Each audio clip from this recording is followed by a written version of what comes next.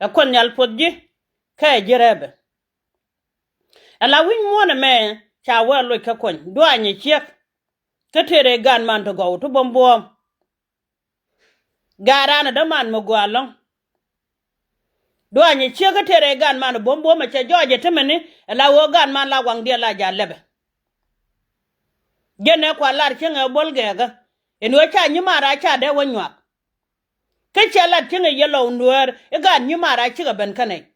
di na mala ja keren ma mal yelo de la logalong ko ka di chi wo me de ka kul ban yolo sire temelengu gare la bi karam kel ga de chi lo de tet eni ko chungno podje ka jerebe ka chare che ben keje enwo kan di kon chwana ga dwange ga nyumandan chwana kalena lana ko mo michuwa kwana kini di jidine eme yen ga dwange ga bo di ale yen ka kin medan kwa ga pil kwa chang di jidine bizaran betaka mal rodo le yen ga dwange ga jen pe rudo malalat ke wune kya jo wi mon mene ke lew kor ko mando nga me sugo medan ko mando nga me sugo te yen ga isore kan were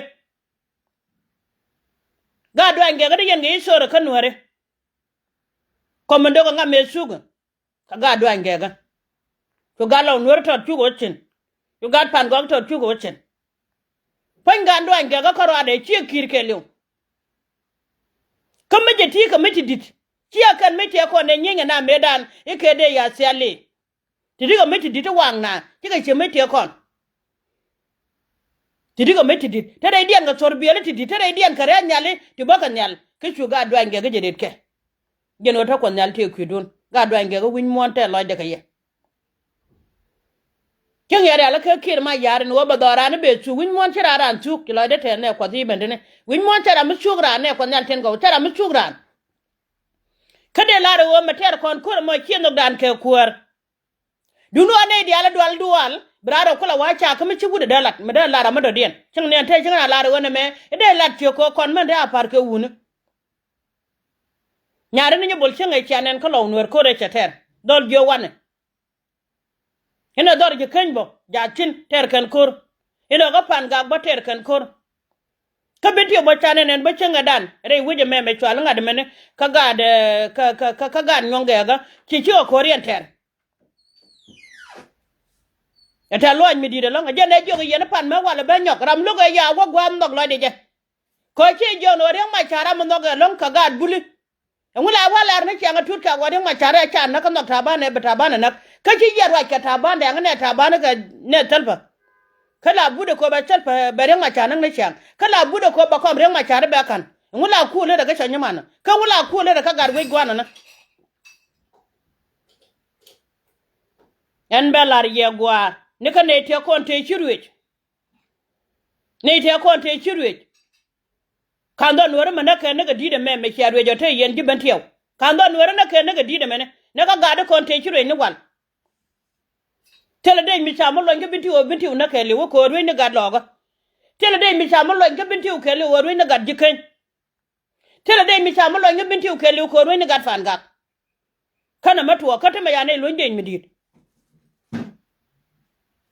na marala chechin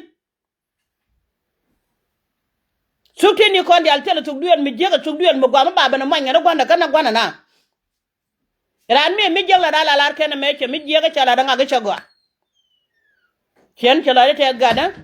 kadi de gawdi silaro wadi de me chwan nyuma dan dwange ga chwane la kek kwana kana kala wo kadi ko rin ni kon kaka ko dwange ga chama gwala en chenen ka gada mi sugoro ai chenge ke yura ba gwama ne shadal kula jiogwa mane ke wayena madejan kula pelo kam daga janga chele mali yoni ku kon ga dwange ku kon loket gwana ga dwange ga ke gwana jang dina ne bepel ba go pele chel ba ke laden wo me chele kan wori ador kam daga jang pisele malis chele je male bielat ken ka lebdien koran mi je mi jegla de ben ke jini kon wori korona korodan mi cha je ga dor bana ben bana nyur ba wo mi ko la mi je ke gwa charo da na we gwa nan be nyur ka pelpen tel fa ki na ka kon ko ngode ma dolo kon chagaram ko gro de temene ngode ma dolo je cha kon nang ne di tene gar je nang jugu de daw cha ga na chenga dan ka bintiu ka changa ne ken tel mi ke rit ko ngu dol ken ne ken chel mi kalar ko di dwal ken ci ga raja kan man chel pakir ken ji kan tie medan du ke wuni che ci ga ne ken chon ni dwal ha ko nuori ta cha ko gwi ko la ka gweje ko tuk dwel cha ne ka na gwi temba la tie be biet rana nan ci kon bu nyoga jak win mon me ran cha jak ka yang de ye jak ka beli ye jak ka di yudi ke jak du no ra mi ci batta da du ci bulung me jak ne kon twana sum ne ka ci ka kwan ba ko la ko kom gun mi chala tel fakir a ci mu win mon me gute da me yuraka kyore ne cha da ma gor yore tel fakir ka maron da wo gu daga tok la de ne lo de me di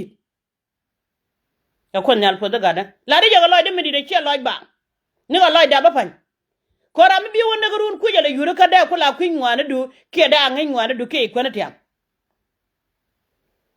Karian magwalar chalar wone kontrol chwan kala na chwal ne nuwer wo ko ba kon mam na nangten kwana ga chole cham jie kel me acha kyo da jangan wo to